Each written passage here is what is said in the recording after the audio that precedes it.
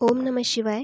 नमस्कार मंडळी, स्वागत आहे तुमचं आजच्या व्हिडिओमध्ये. भाद्रपद पौर्णिमेपासून ते भाद्रपद महिन्यातील अमावस्येपर्यंत हा जो काही 15 दिवसांचा कालावधी असतो याला आपण पितृपंधरवडा म्हणतो.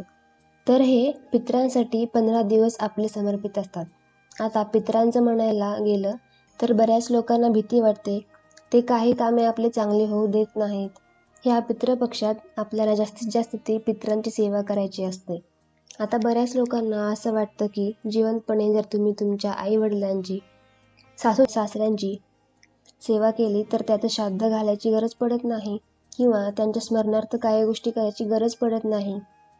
पण मला त्यांना सांगायचं आहे की तुमच्या घरात जर 3 पिढ्यापर्यंत तिघं पण जिवंत असेल, सासू सासरे, आजी सासू, आजी सासरे किंवा त्यांचे पण सासू सासरे जिवंत असेल तर तुम्ही त्यांची सेवा करा.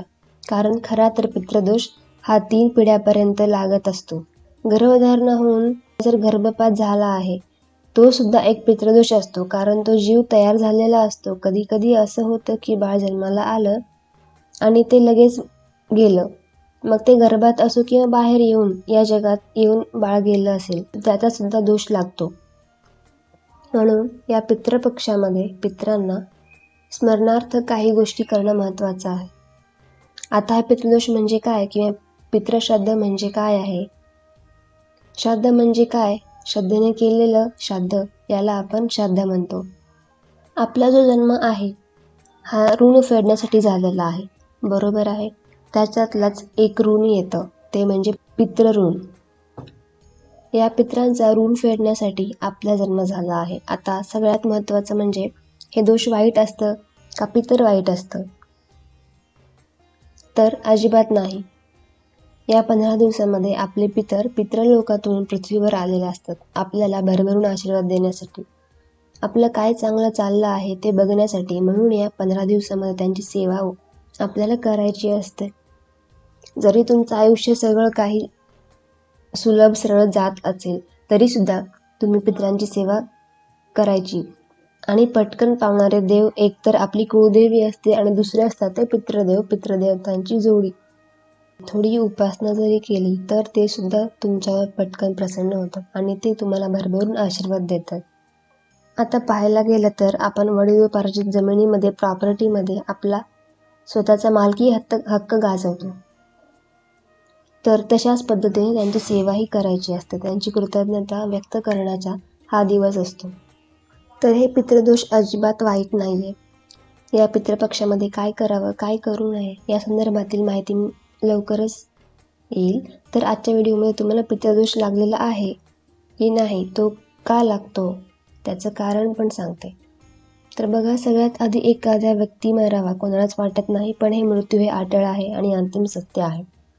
पण एखाद्याचा अपघाती मृत्यू झाला, एखाद्याला खूप स्वप्न बघायचे होते, त्याला आयुष्यात खूप काही करायचं होतं, संसार सुखाचा करायचा होता, मुलं बाळं नातवंड पाहायचे होते, त्यांना सगळं व्यवस्थित बघायचं होतं. पण अचानक एखादा आजार किंवा एखादी वाईट दुर्घटना घडली आणि त्यांनी त्यांचं आयुष्य संपवलं. मग त्यांची जी आत्मा असते ती कुठेतरी भरकटत असते आणि ती बघत असते की माझं स्वप्न पूर्ण का झालेलं नाही.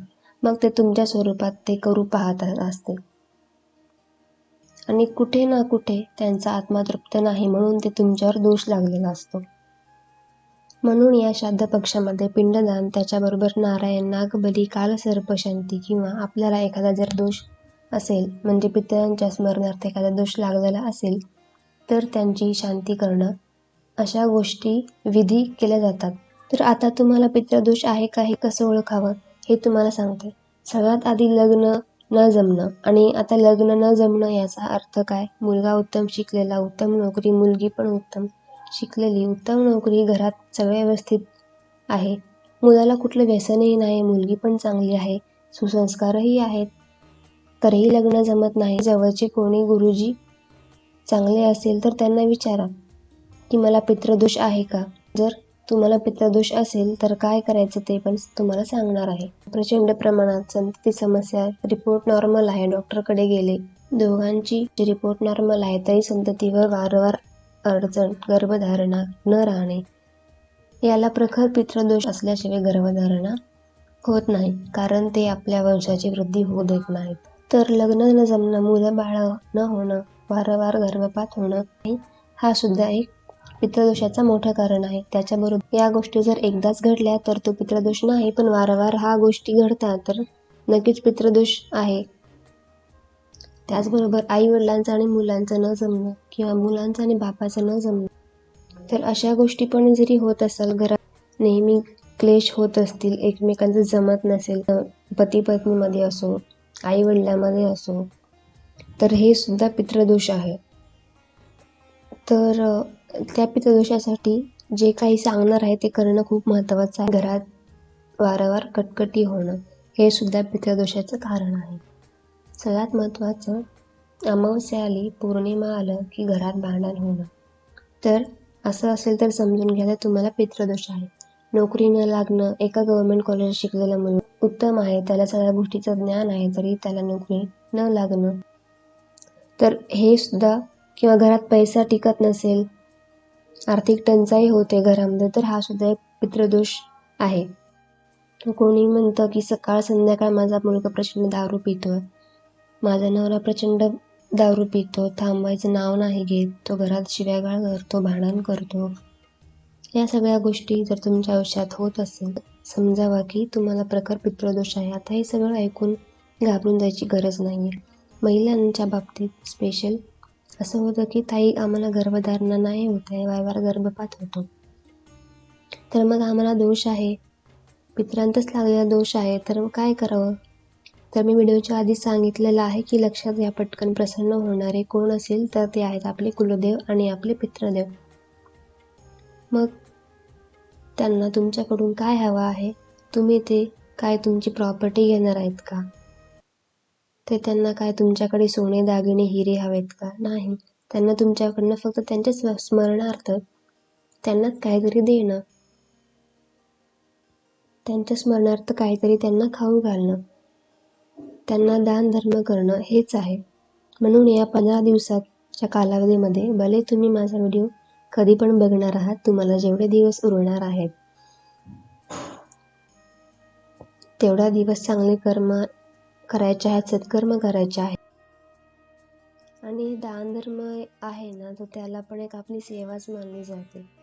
की कुठलंही शुभकार्य असो, मग ते लग्न असो, वास्तुशांती असो, पितरांना पहिला मान दिला जातो, स्मरणार्थ जेवू घातलं जातं. एखाद्या गोरगरिबाला दान धर्म, मगन, ओटीचं सामान असो, वस्त्रदान असो, या सगळ्या गोष्टी केल्या जातात. तुम्हाला जर हा व्हिडिओ आवडला असेल तर नक्कीच लाईक आणि शेअर करा, आणि चॅनलवरती नवीन असाल तर सबस्क्राईब करा. धन्यवाद मंडळी.